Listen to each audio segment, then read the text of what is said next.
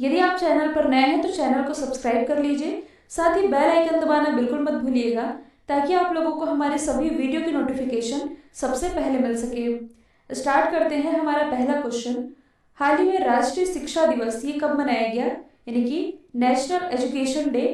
तो ये भी हाल ही में मनाया गया है 11 नवंबर को। और ये 11 नवंबर को ही क्यों मनाया जाता है, तो देखिए स्वतंत्र भारत के जो पहले शिक्षा मंत्री थे मौलाना अबुल कलाम आज़ाद, इन्हीं की जयंती के मौके को हम मनाते हैं राष्ट्रीय शिक्षा दिवस के रूप में। और इसमें आप कंफ्यूज नहीं होइएगा, इंटरनेशनल एजुकेशन डे यानी कि अंतर्राष्ट्रीय शिक्षा दिवस ये तो मनाया जाता है 24 जनवरी को, और राष्ट्रीय शिक्षा दिवस ये मनाया जाता है 11 नवंबर को। सेम उसी तरह से जैसे कि राष्ट्रीय शिक्षक दिवस ये मनाया जाता है 5 सितंबर को, और अंतर्राष्ट्रीय शिक्षक दिवस ये मनाया जाता है 5 अक्टूबर को। देखिए जो मौलाना अबुल कलाम आज़ाद थे ये स्वतंत्र भारत के पहले शिक्षा मंत्री तो थे ही 1947 से लेकर के 1958 तक। इसके अलावा मरणोपरांत 1992 में इन्हें भारत के सर्वोच्च अवार्ड यानी कि highest civilian honour of India Bharat Ratna से सम्मानित किया गया था। यदि हम बाकी ऑप्शन को डिस्कस करें तो 7 नवंबर को मनाया गया है नेशनल कैंसर अवेयरनेस डे, जबकि वर्ल्ड कैंसर डे ये मनाया जाता है 4 फरवरी को। 9 नवंबर को मनाया गया है लीगल सर्विस डे, और 10 नवंबर को मनाया गया है शांति और विकास के लिए अंतर्राष्ट्रीय विज्ञान दिवस यानी कि इंटरनेशनल साइंस डे, जबकि नेशनल साइंस डे ये भारत में मनाया जाता है 28 फरवरी को। नेक्स्ट है, हाल ही में एडलिब ह्यूरन इंडिया परोपकार सूची 2020 में किसने टॉप किया है। कहने का मतलब है कि हाल ही में जो दानवीरों की लिस्ट जारी की गई, मतलब कि सबसे ज़्यादा दान किसने किया है इसकी एक लिस्ट जारी की गई है, जिसमें पहले स्थान पर हैं अजीम प्रेम जी। अजीम प्रेम जी जो कि विप्रो के अध्यक्ष और संस्थापक हैं। तो देखिए अप्रैल 2019 से लेकर के मार्च 2020 तक, मतलब कि इस एक साल के दौरान इन्होंने परोपकारी कार्यों के लिए 7,904 करोड़ रुपए से अधिक का योगदान किया है, और इसी के साथ ये रहे हैं पहले स्थान पर। दूसरे स्थान पर रहे हैं शिव नाडार जो कि एससीएल टेक्नोलॉजी के संस्थापक और अध्यक्ष हैं। इन्होंने परोपकारी कार्यों के लिए लगभग 795 करोड़ रुपए खर्च किए हैं। जबकि जो भारत के सबसे अमीर व्यक्ति हैं रिलायंस इंडस्ट्रीज लिमिटेड के अध्यक्ष मुकेश अंबानी जी, इन्होंने परोपकारी कार्यों के लिए लगभग 458 करोड़ रुपए खर्च किए हैं। इसी के साथ ये रहे हैं तीसरे स्थान पर। और इस लिस्ट में 7 महिलाएं भी शामिल की गई है, जिसमें कि 47 करोड़ के दान के साथ पहले स्थान पर रही है रोहिणी नीलेकणी। तो इनका नाम भी आप याद रख सकते हैं।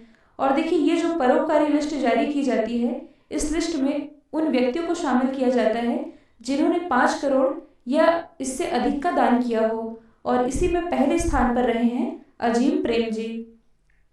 नेक्स्ट है, हाल ही में आईपीएल 2020 का खिताब किसने जीता है। तो आप सभी जानते हैं आईपीएल 2020 का खिताब ये जीत लिया है मुंबई इंडियंस ने। ये मुंबई इंडियंस का 5वां खिताब है। यदि आपसे पूछा जाए कि आईपीएल की सबसे सफल टीम कौन सी है, तो ये मुंबई इंडियंस ही है। इसका जो फाइनल खेला गया आईपीएल 2020, देखिए ये आईपीएल का 13वां एडिशन था, और इस बार का जो आईपीएल रहा था ये यूएई में खेला गया है। और इसका जो फाइनल मैच रहा था, इसका फाइनल मैच ये खेला गया है दुबई इंटरनेशनल क्रिकेट स्टेडियम में, जिसमें कि जो मुंबई इंडियंस है इसने हराया है दिल्ली कैपिटल को। मुंबई इंडियंस ये रही है विनर, और विनर के रूप में इसे 20 करोड़ रुपए और ट्रॉफी मिली है, और उप विजेता के रूप में दिल्ली कैपिटल को 12.5 करोड़ रुपए और ट्रॉफी मिली है। देखिए किसे क्या अवार्ड मिला है ये आप लोगों को ज़्यादा डिटेल में जानना है तो आईपीएल के लिए मैंने एक वीडियो बनाया है जिसकी लिंक डिस्क्रिप्शन बॉक्स में दी हुई है, आप जाकर के उसे देख सकते हैं। हाल ही में 13वें अर्बन मोबिलिटी इंडिया समिट 2020 का उद्घाटन किसने किया है। तो इसका उद्घाटन अभी हाल ही में किया गया है हरदीप सिंह पुरी के द्वारा, जो कि प्रेजेंट टाइम में हमारे आवास और शहरी मामलों के मंत्री हैं। और ये जो समिट रहा है इसका पर्पस क्या था, मतलब कि इस समिट में कौन कौन से फैसले किए गए और किस उद्देश्य से ये आयोजित किया गया था। तो देखिए इसके मैं आप लोगों को केवल की पॉइंट बता देती हूँ। कोविड-19 के इस दौर में भी विकास को कैसे बढ़ाया जा सकता है, मतलब कि शहरों में नौकरी, शिक्षा और अन्य ज़रूरतों के लिए जनसंख्या जो बढ़ रही है उनके लिए क्या व्यवस्था की जा सकती है। तो देखिए होता क्या है कि गांव की जो जनसंख्या होती है, मतलब कि गांव के लोगों के पास कोई फिक्स रोजगार तो होता नहीं है। तो ऐसे में मोस्टली लोग शहर की तरफ पलायन करने लगते हैं कि वहीं कुछ रोजी रोटी कमाएंगे। जब वे शहर की तरफ पलायन करते हैं तो ऐसे में शहरों की जनसंख्या भी बढ़ती है। तो उनके लिए क्या व्यवस्था की जा सकती है, इस उद्देश्य से, मतलब कि इस पर्पज से इस समिट का आयोजन किया गया, जिसकी थीम थी शहरी गतिशीलता के लिए उभरते रुझान। और इसी की अध्यक्षता वीडियो कॉन्फ्रेंसिंग के माध्यम से की गई है हरदीप सिंह पुरी के द्वारा। अच्छा देखिए, यहाँ मोबिलिटी की बात की जा रही है, तो यहाँ से आप एक इंडेक्स को रिलेट कर सकते हैं। जनवरी 2020 में ही जारी किया गया था ग्लोबल सोशल मोबिलिटी इंडेक्स, मतलब कि समाज को बेहतर बनाने वाले देशों की लिस्ट जारी की गई थी, जिसे टॉप किया था डेनमार्क ने। जो अपना देश भारत है, ये रहा था 76 स्थान पर। नेक्स्ट है, हाल ही में किस टीम ने महिला T20 चैलेंज का खिताब पहली बार जीता है? तो ये पहली बार अभी हाल ही में जीत लिया है ट्रेल ब्लेजर्स ने।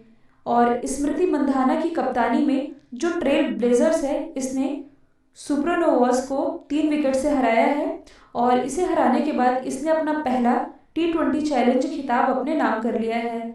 अच्छा, यहाँ से आप एक चीज रिलेट कर सकते हैं, हाल ही में वुमेन T20 के लिए आधिकारिक प्रायोजक यानी कि स्पॉन्सरशिप ये किसे मिली है? तो ये भी हाल ही में मिली है जियो को। 2020 के साहित्य के लिए जेसीबी पुरस्कार किसने जीता है? तो ये भी हाल ही में जीत लिया है एस हरीश ने। एस हरीश जो कि एक मलयालम लेखक है, इन्होंने अपने उपन्यास मस्टैश, जो कि इनका पहला उपन्यास है, इसके लिए ये अवार्ड अपने नाम किया है। यदि हम बाकी ऑप्शन को डिस्कस करें जो कि अवार्ड से ही रिलेटेड है, तो हाल ही में जो हरिहरन है, इन्हें मलयालम सिनेमा में आजीवन योगदान के लिए जेसी डैनियल अवार्ड से नवाजा गया है। रतन टाटा जी, तो हाल ही में इन्हें Indo American chamber of commerce के द्वारा लाइफ टाइम अचीवमेंट अवार्ड से नवाजा गया है। एडापट्टी के पलानीस्वामी जो कि तमिलनाडु के मुख्यमंत्री हैं, इन्हें भी हाल ही में पॉल हैरिस फेलो सम्मान से सम्मानित किया गया है। नेक्स्ट है, पेट्रोनेट एलएनजी लिमिटेड के नए एमडी और सीईओ ये कौन बने हैं? तो ये भी हाल ही में बन गए हैं Akshay Kumar Singh. Petronet LNG limited, देखिए इसकी स्थापना कई सरकारी ऑयल और गैस कंपनियों से मिलकर हुई है, जैसे कि गेल इंडिया लिमिटेड, ओएनजीसी यानी कि oil and natural gas corporation, Indian oil corporation और भारत पेट्रोलियम। इसका जो हेडक्वार्टर स्थित है ये है नई दिल्ली में, और इसी के नए एमडी सीईओ बने हैं अक्षय कुमार सिंह।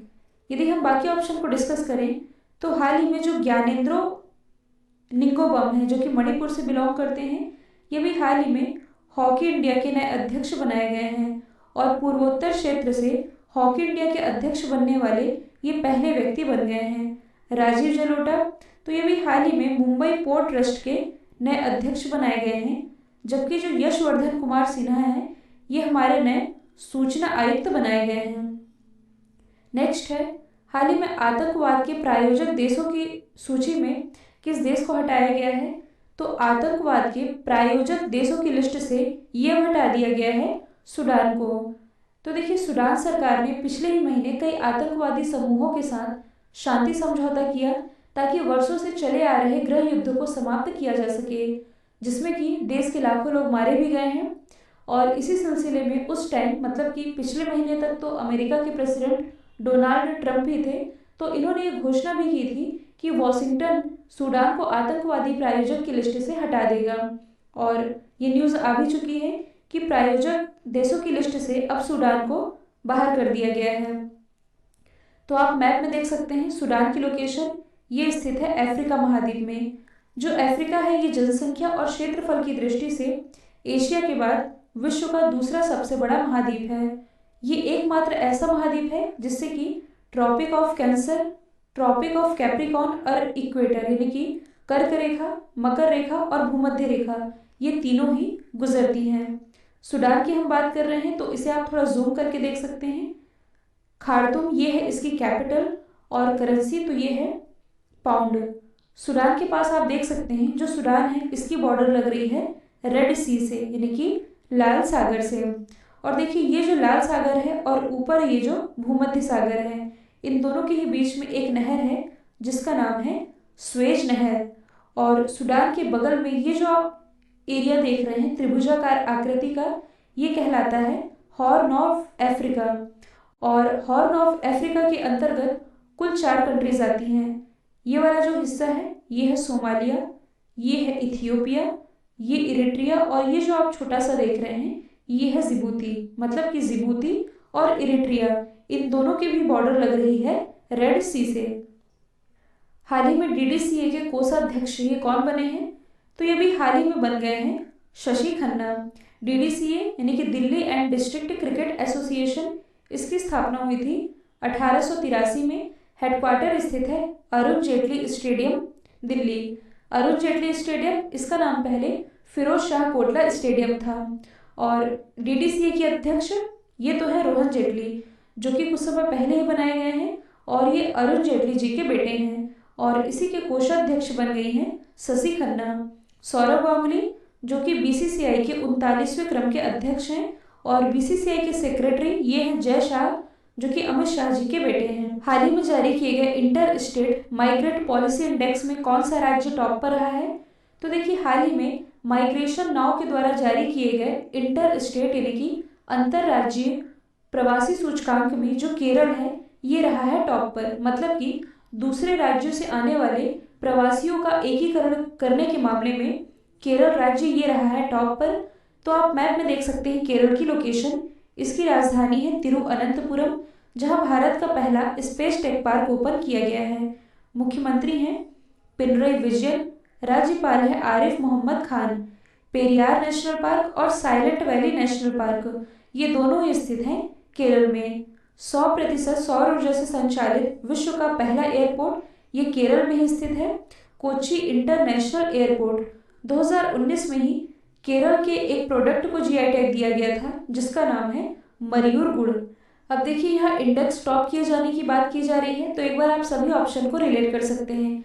जैसे कि जो केरल है ये गरीबी रेखा से नीचे जीवन यापन करने वाले लोगों को फ्री इंटरनेट की फैसिलिटी देने वाला भारत का पहला राज्य बन गया है।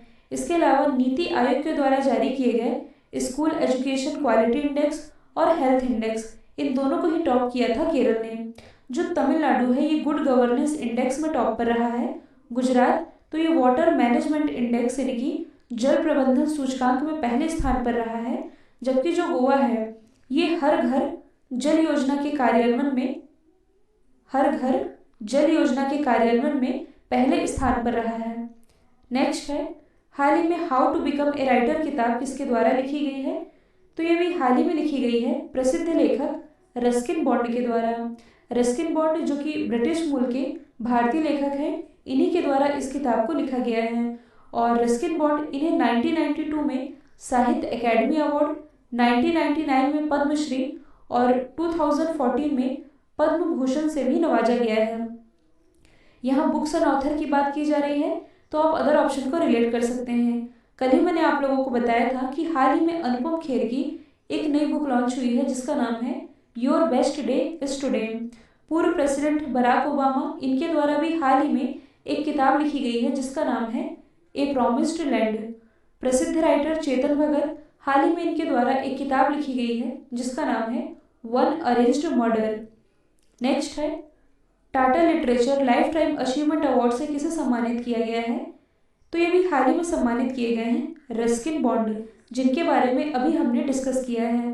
तो जो रस्किन बॉन्ड है इनके पास बच्चों और वयस्कों के लिए अलग अलग शैलियों में लिखी गई लगभग 100 किताबें हैं। मतलब कि 100 बुक्स का इनके पास एक्सपीरियंस है, और इन्हें भी हाल ही में Tata literature life time achievement award से नवाजा गया है। यदि हम बाकी ऑप्शन को डिस्कस करें तो रतन टाटा के बारे में अभी मैंने बताया है, इन्हें Indo American chamber of commerce के द्वारा लाइफ टाइम अचीवमेंट अवार्ड से नवाजा गया। आनंद महिंद्रा जो कि महिंद्रा ग्रुप के चेयरमैन हैं, और जो शांतनु नारायण हैं जो कि एडोब के सीईओ हैं, इन दोनों को भी हाल ही में लीडरशिप अवार्ड से नवाजा गया है। और क्यों नवाजा गया है? यूएस इंडिया के बीच संबंधों को मजबूती देने के लिए, यानी कि संबंधों को बढ़ावा देने के लिए। कल मैंने आप लोगों से पूछा था बुल स्ट्राइक का आयोजन किस महाद्वीप में किया गया, किस द्वीप में किया गया? राइट आंसर था टेरेसा द्वीप। अब आप लोगों के लिए आज का सवाल है, एमसीसी के नए संरक्षक कौन बने हैं? तो इसका जो भी आंसर है कमेंट बॉक्स में बताइएगा। वीडियो यदि पसंद आया है तो एक लाइक कीजिए, एटलीस्ट एक स्टडी रिलेटेड ग्रुप में शेयर करना बिल्कुल मत भूलिएगा।